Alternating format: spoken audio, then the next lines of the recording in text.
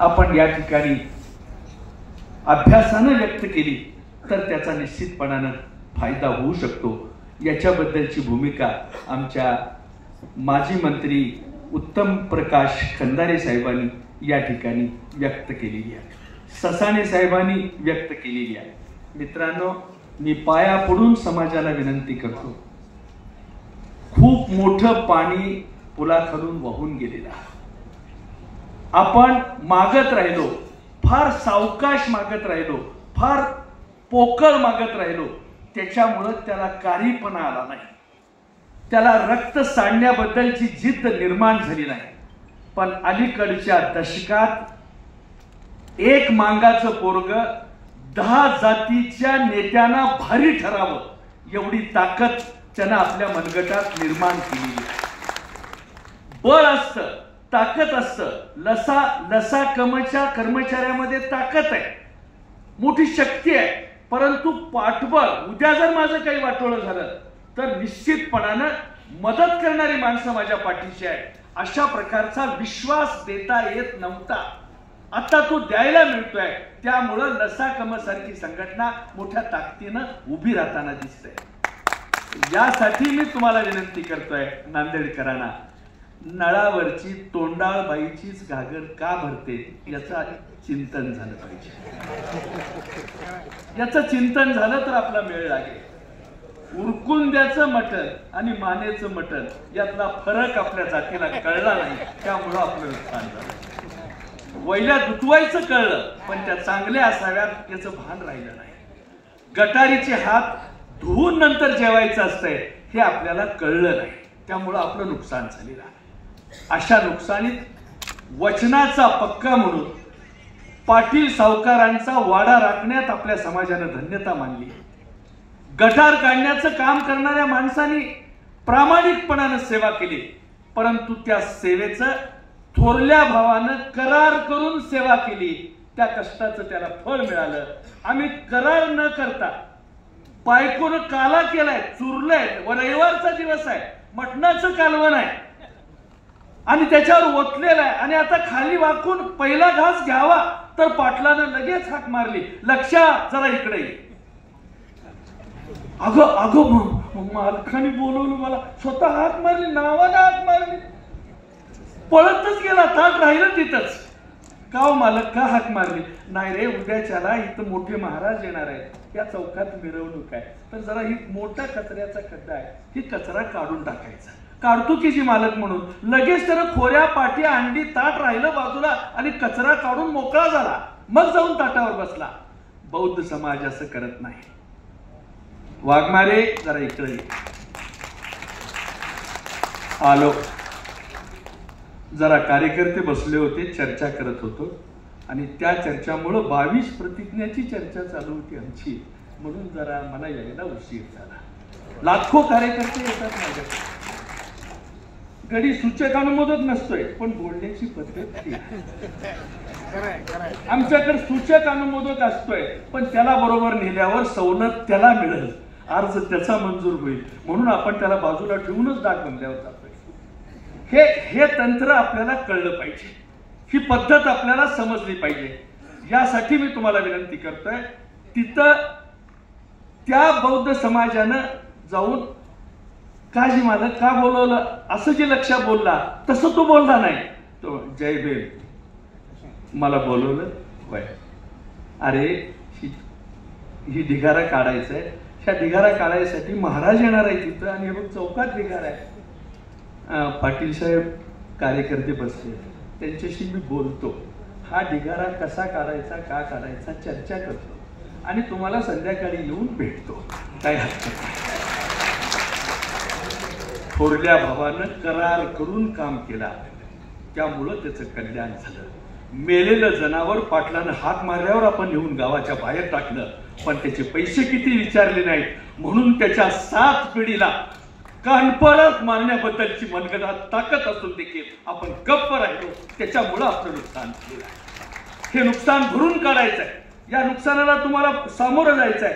अशा वेळेला आज सगळीच मान्यवर मंडळी या ठिकाणी उपस्थित आहेत, आपल्या सगळ्यांचं भाग्य आहे। मित्रांनो, आम्ही भारताचे लोक, सार्वभौम गणराज्याच्या निर्मितीसाठी खालची ओळ स्वातंत्र्य, समता, बंधुता इथं बाबासाहेब थांबले नाहीत आणि संधीची समानता आणि संधीची समानता हे बाबासाहेबांचं सरनाम्यामधलं वाक्य हेच आमच्या अबकडेच्या समानतेचं सूत्र आहे. म्हणून बाबासाहेबांचं वचन पूर्ण करण्यासाठी आमचा हा मोर्चा आहे, आमचं हे काम आहे. ह्या पद्धतीनं आम्हाला मांडता आलं पाहिजे. हे मांडताना विश्वास द्यायचा आहे, सर्वांच्या कल्याणाची मागणी करायची आहे. 45ला बाबासाहेब या संपूर्ण घटना समितीचे प्रमुख झालेले आहेत आणि तिथं मात्र तशा प्रकारची भूमिका मांडताना ते काय म्हणतायत, या सर्व गोष्टी करण्यासाठी 26 नोव्हेंबर 1949 रोजी घटनेची प्रत व्हिक्टोरिया राणीला अर्पण करीत आहोत? नाही. पंडित जवाहरलाल नेहरूला अर्पण करीत आहोत? नाही. बाबासाहेबांनी घटनेची प्रत स्वतः प्रत अर्पित करीत आहोत असं म्हटलेलं आहे. सरनामा हे घटनेचं अंगण आहे, तुळशी वृंदावन आहे, बाईनं कपाळावर लावलेल्या कुंकाचा टिळक आहे. अशा सामर्थ्यानिशी त्याचा अभ्यास करताना 15वे परिशिष्ट का लिहिले हे वाचताना मित्रांनो, तरुण पोरांना माझी कळकळीची विनंती आहे, हा काळ अतिशय महत्वाचा आहे. अशा वेळेला आपण दाखले देताना बिनचूक दिले पाहिजेत, युक्तिवाद करताना बिनचूक युक्तिवाद केला पाहिजे. म्हणून वेदांताचे सिद्धांत मांडून मधांध झालेल्या जात्यांना व्यसन घालायचे असेल तर घटनेच्या अनुसूची 46 कलमातून माजलेल्या माजुरी बैलाला अटकाव केला पाहिजे, अशी हिंमत या संघटनेतून बांधता आली पाहिजे. याच्यातून या गोष्टी घडल्या पाहिजेत, तरच ह्या सगळ्या गोष्टीमध्ये आपण निश्चितपणानं एक चांगलं काम लोकांच्या समोर जाऊ शकतं. अशा दृष्टीनं आपण सगळ्यांनी विचार करावा अशी विनंती करतो. बौद्ध समाजामध्ये पहिल्यांदा कोतवालाच्या रूपानं दलित वस्तीत प्रशासनाचा माणूस गेला, प्रशासनाची ओळख झाली. कोतवालाच्या रूपानं, पोलीस पाटलाच्या रूपानं तिकडे त्यांची ओळख झाली आणि आमच्या समाजाला गटार काढण्यापासून वाडा राखण्यापासूनची कामं मिळाली. आणि मग भीक मागून शिळे तुकडे खाऊन पाटलाचा वाडा राखणं एवढीच गोष्ट आमच्या हातात उरली. त्यामुळं समाजाला प्रचंड अशा प्रकारचं नुकसान या निमित्तानं झालेलं आहे. म्हणून आम्ही सगळ्यांनी गांधी आमचा बाप म्हणून त्याच्या बद्दलचा विचार केला. गांधी आमचा बाप म्हणून गांधीला तारा केल्या आणि बौद्ध समाजानं बाबासाहेब आमचा बाप म्हणून त्यांनी बाबासाहेबांना तारा केल्या. मित्रांनो, त्यामध्ये नुकसान झालं समाजाचं. याच्यामध्ये नुकसान असं झालं की यांनी गांधीला तारा केल्या म्हणून मातंग समाज हा बाबासाहेबांच्या चळवळीचा मारेकरी आहे हे ठरवलं आणि आपल्याला बाजूला केलं. आणि त्याच्यामुळं दोन्हीकडे ढोलकी सारखे आपण बनवले गेलो. आपण कुणाचेच राहिलो नाही. हिंदू समाजानं आपल्याला वापरलं आणि फेकून दिलं. त्याच्यामुळं आपलं नुकसान झालं. पहिल्यांदा तुमचा ब्रँड तयार झाला पाहिजे. टाटा ग्रुप एक ब्रँड आहे, तो व्यवस्थित लोकांच्या समोर आहे. प्रामाणिकपणानं काम करून पैसे मिळवायचे याचं नाव टाटा ग्रुप आहे. अंबानी ग्रुप हात चलाठी करा, हात ओला करा, पण पैसा मिळवा, हे अंबानी ग्रुपचं वैशिष्ट्य आहे. अशा पद्धतीनं ही माणसं असताना देखील या सगळ्यामध्ये आपल्या समाजाची इमेज ही जात वचन दिल्यानंतर पाळते म्हणून आपला लौकिक आहे. आपल्याला मानतात, पण अलीकडच्या 20 वर्षामध्ये आपल्याला 6 पक्षाचं परीक्षण करा. 6च्या 6 पक्ष चर्मकार समाजाला पुढे रेटण्याचा प्रयत्न करतात. 10 दिवसांना अभ्यास करून मला पत्र पाठवा, तू चुकीचं बोलतोय, म्हातारपणामुळे तुझी गंमत झाली. तर हे घडतंय. ह्याला काय करावं? तर मित्रांनो, कुठलाही पुढारी जरी आपल्या रेस्ट हाऊसवर आला तर उत्तम अशा पद्धतीचा धुतलेला शर्ट घालून आपण तिथे गेलं पाहिजे. त्याला निवेदन दिलं पाहिजे. आमदार असला तरी तुम्ही त्याला तिथं, जर आमदार असेल आणि तो तिथं त्या रेस्ट हाऊसवर आला असेल तर पाटील साहेब तुमची काळजी वाटते एवढं म्हटलं पाहिजे. तुम्ही फक्त 5000 मतांना निवडून आलात. माझ्या वस्तीच्या मतदानाची संख्या 5000 आहे. पण आता तुमची काळजी वाटते, कारण गेल्या वेळेला तुम्ही सांगून गेलाय ना, त्यातलं काहीच झालं नाही आमच्या वस्तीत. त्यामुळं यावेळेला माणसं मी पाया पडून देखील तुम्हाला मतदान करणार नाहीत, पायतान मारतील याची मला भीती वाटते. हे गोड बोलून सांगता आलं पाहिजे, वाय करता आली पाहिजे. सोमवारी कुड्यात टिकली असताना जर दांडाळ लाईन मारत असेल तर त्याला गवण्याने हिडकलंच पाहिजे. ताकदीनं राजकारण केलं पाहिजे. आणि असं ताकदीनं राजकारण करताना आपण मागं पडलो त्याच्याबद्दल आत्मचिंतन केलं पाहिजे. हिंदू दलितांचं नुकसान झालेलं आहे. हे नुकसान केवळ आपण गांधीबाबांच्या बरोबर उभा राहिलो. बुद्धी वैभवाच्या क्षितिजावर तळपणारा सूर्य आपल्याला कळला नाही.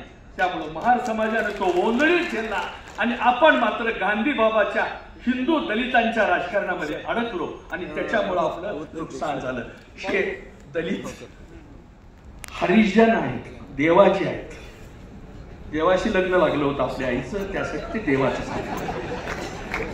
आपण चिंतन केलं नाही, आपण याच्याबद्दल त्याला विचारलं नाही.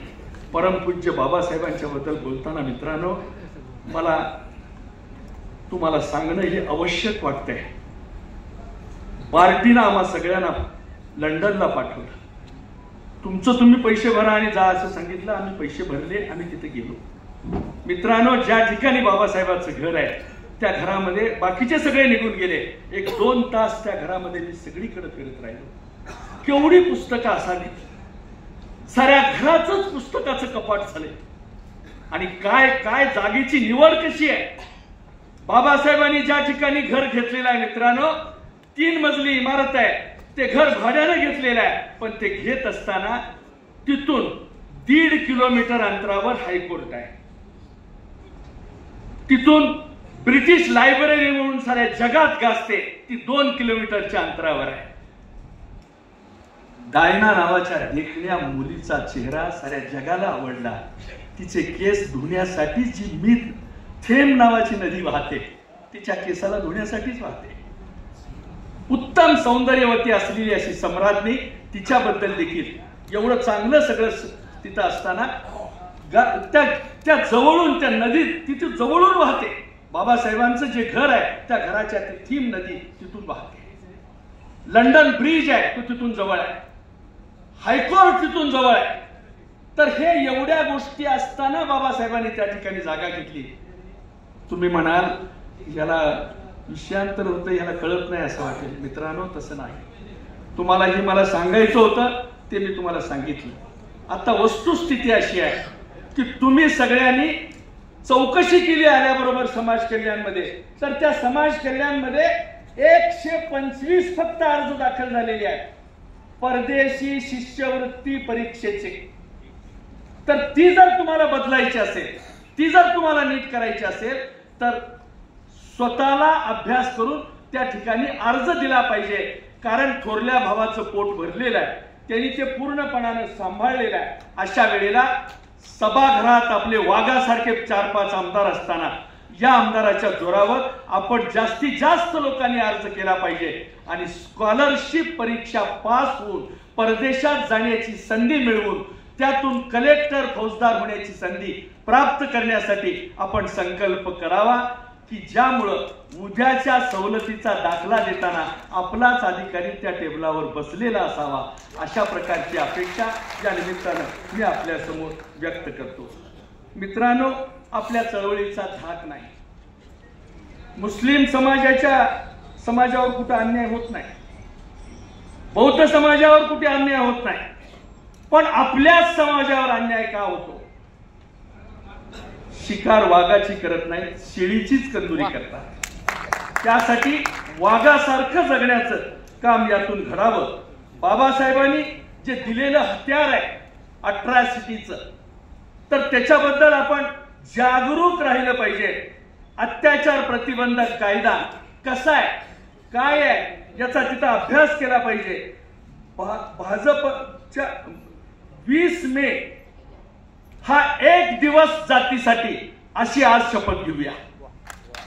एक दिवस जातीसाठीच अशी शपथ घेऊन जर आपण कामाला लागलो, आपल्या हातात असलेला मोबाईल हा माहितीचा हेडमास्टर आहे.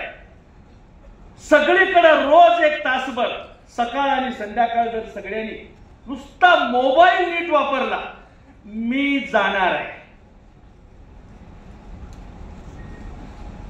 त्या ठिकाणी हक्काची मागणी करण्यासाठी. कुणाच्या बापाची हक्काचं नाही, माझ्या बापाच्या हक्काचं आहे, म्हणून मला जायचं आहे. तुम्ही पण तिथे या, आपण भेटू. असे जर मेसेज आपल्या नातेवाईकांना, आपल्या मित्रपरिवारांना जर आपण सगळेजण करत राहिलात, तर त्याचा प्रचंड फायदा या निमित्तानं आपल्याला होईल. आपल्या डोक्यात आपली रेल्वे आहे, बसलो रेल्वेत की जातोय म्हणताय, पण ती सोयीची नाही. रेल्वेला जायचं असेल तर एक वाहन दुसरं आणून स्टेशनवर थांबवून पुन्हा कार्यकर्त्याला गाडीत बसवावं लागतंय. हे अतिशय अडचणीचं आहे. त्यापेक्षा दारात गाडी आली, सगळ्यांनी वर्गणी करून सरळ गाडीत बसली आणि 15-20 भाकरी आणि मोकळी दार बायकोला थापटायला लावली आणि हक्काची भाकरी पाठीवर घेऊन आपण निघालात. आणि येणाऱ्या तिथल्या एखाद्या माणसाला देखील, हे बघ मी भाकरी आणले, अबकडची भाकरी अशी वाटून खायची आहे म्हणून तुला देतोय, असं सांगून जर ती देता आली, तर मित्रांनो त्याच्यात माणसं उभी राहतील, त्याच्यात माणसं काम करतील.